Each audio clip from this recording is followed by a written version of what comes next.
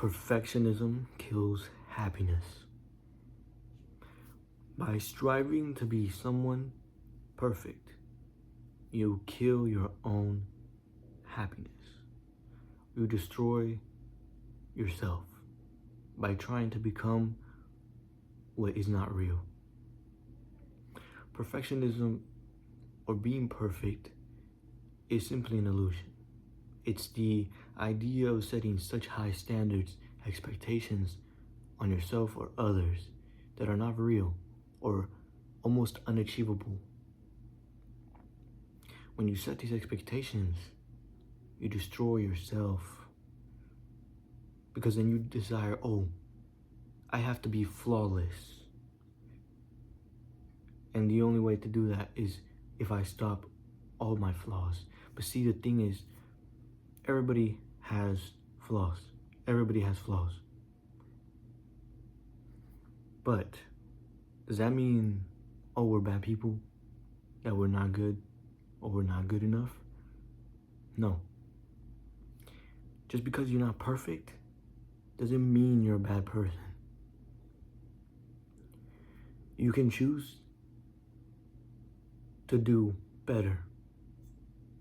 You can choose to do better things and let go of perfectionism.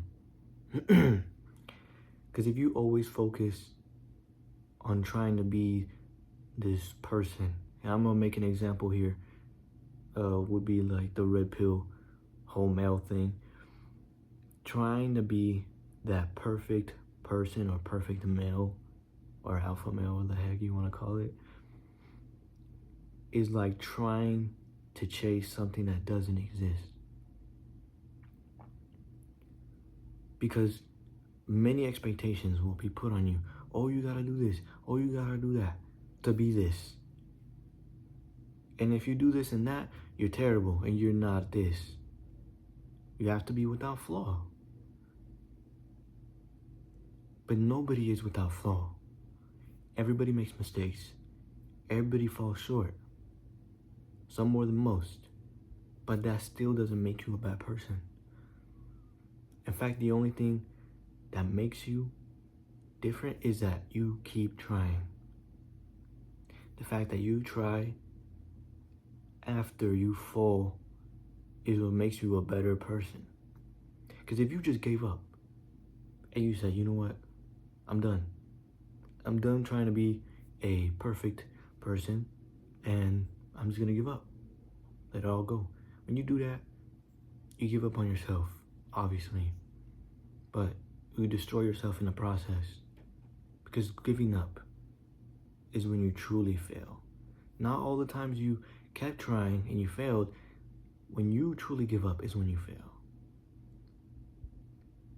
But I'm telling you right now, there is nothing you could do to be perfect. There is no way. And everybody you know, everybody you look up to is not perfect either. Neither are your friends, your family, your spouse. Nobody is perfect. And if you try to set these perfect expectations upon yourself and then you set them on others, you destroy that relationship as well. Whatever it is, whether it's a friendship, relationship, whatever, you destroy it by trying to set perfect expectations. You destroy yourself and them. So what can you do? The only thing you can do is choose to be a better person, not a perfect person. Choosing to be a better person. Because that's all you can do. You cannot be without flaw. Everything in this world has some sort of flaw. Nothing is perfect. If everything was perfect, don't you think that the world would have been way better by now? Exactly. It's not perfect. And it's not meant to be perfect. It's meant to be with flaws because we have to accept those flaws. Not only in ourselves, but in others. And if we can't accept the flaws in ourselves, we will never accept others for who they truly are. You can't say, I truly am grateful for my friend unless you've accepted their flaws. Maybe they're, they can be arrogant or egotistical. Can you accept those flaws? Can you? What if you're egotistical and arrogant? Can you accept those flaws from yourself? That is the true question. Perfectionism is an illusion. It's not real. What's real is flaws. And flaws must be accepted to be a better person. Because perfectionism traps you into thinking, oh, you know what? I don't have any flaws. I'm perfect. I don't have to face my flaws. I could just ignore them and be this perfect person. That's delusion. See? By accepting your flaws, you are a more genuine person, honest person, better person. And once you start accepting your flaws, that's when you change. That's when you become a better person to yourself and others. That is when you can love others fully. To say, oh, I'm flawless. I never fail. That's such a lie. Accept your flaws and know that everybody in this world and everything in this world has some sort of flaw. Otherwise, everything would be perfect. Otherwise, it'd be that way, but it's not. When you accept your flaws, you can accept it from others as well. And when you see that others have flaws as well, does that mean criticizing them? Does that mean attack them? Oh, you know what? You're a bad person because you have this flaw. Who gave you the right to judge their flaws if you can't even accept your own flaws? Now, there's a Bible verse that talks about this. How can you try to take the speck out of someone else's eye when you can't even see the log in your own eye? In other words, that's the truth. If you are attacking someone else for their flaws, then you are ignoring your own. You cannot help others unless you have accepted your own flaws. And, oh, maybe one day these flaws will be gone forever once I accept them. No, buddy. These flaws stay with you. I said there is no perfect world and there is no perfect person. So to think, oh, you know what, if I just accept my flaws, then these flaws will be gone forever, right? No. New flaws can pop up. Or those same flaws will stay with you.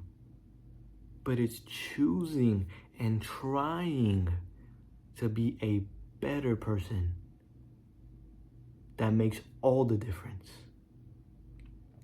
Choosing to be a better person and accepting those flaws, truly, it's like a commitment. By committing that, okay, I know that these flaws will stay with me for my entire life. And all I can do about them is try to face them whenever they come up in a good way and still choose to be a better person at the end of that day. That is true acceptance. It's not trying to destroy it. It's not trying to erase it. Albert Einstein, or was it Albert Einstein? I'm not even sure. What is created cannot be destroyed, right? Or nothing that, whatever. You know what I mean though, right? You can't destroy anything. The only thing you can do is change it. And you can change yourself by choosing acceptance and choosing to be better. So whenever you compare yourself to perfect people, maybe that you see on social media, they're not perfect either. They probably are going through some very crazy stuff right now. You never know what someone's going through. Maybe they're depressed and they're posting a video. Maybe they're struggling financially. You never know. You never know. And trying to see someone as perfect is already a fault. And you have to look within and say, okay, I'm not perfect and nobody else is. So what can I do about that?